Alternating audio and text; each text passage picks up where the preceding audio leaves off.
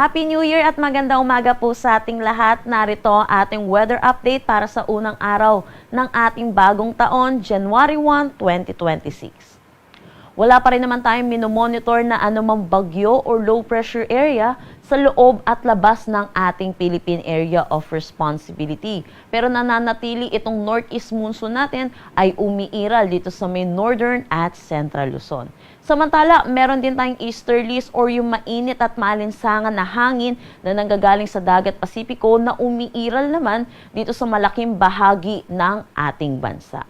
Dulot ng interaction netong northeast monsoon which is malamig na hangin at easterlies mainit at maalinsangan na hangin, yung salubungan nito ay yung tinatawag nating shear line. Sa ngayon, wala pa rin naman pong direktang epekto itong shear line pero inaasahan po natin mamaya magkakaroon po ito ng epekto lalo na dito sa may southern Luzon dahil na rin sa paglapit ng axis netong shear line natin at inaasahan natin magdadala ito ng mataas na tsansa ng mga pag-ulan dito sa may southern Luzon pati na rin sa ilang bahagi ng Visayas.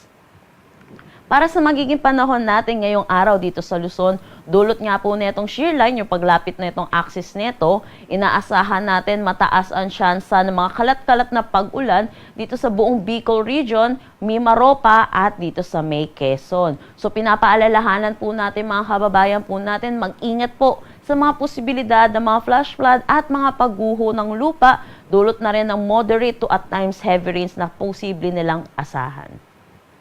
Para naman dito sa Metro Manila at nalalabing bahagi ng Luzon, magiging maaliwalas naman ang ating panahon. Asahan natin ang bahagya hanggang sa maulap na papawirin na may mga isolated light rains.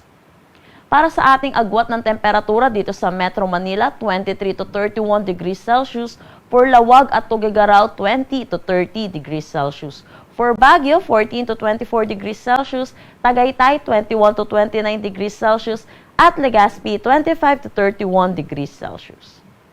Para naman dito sa may Palawan at Western Visayas, inaasahan natin makakaranas din sila ng kalat-kalat na pag-ulan dulot din netong shear line. Pero para naman sa nalalabing bahagi ng Visayas at buong Mindanao, maaliwalas na panahon naman ang kanilang aasahan, pero asahan din po natin yung init at alinsangan, lalo na sa tanghali hanggang hapon na may mataas na tsansa ng mga localized thunderstorm pagdating sa hapon at sa gabi.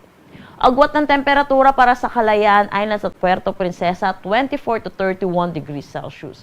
Para sa Cebu, asahan natin ng 26 to 31 degrees Celsius. Tacloban, 25 to 31 degrees Celsius.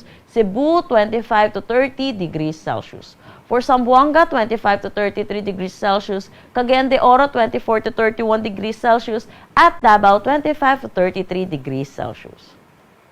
Dulot ng bugso netong northeast monsoon, nagtaas tayo ng gale warning dito sa may Batanes. Pinapaalalahanan po natin mga kababayan po natin mangingisda at may mga sasakyan maliit pandagat, delikado po muna pumalaot dito. At sa mga susunod na araw, dulot netong surge netong northeast monsoon or amihan, inaasahan natin dadami din yung areas na under ng gale warning.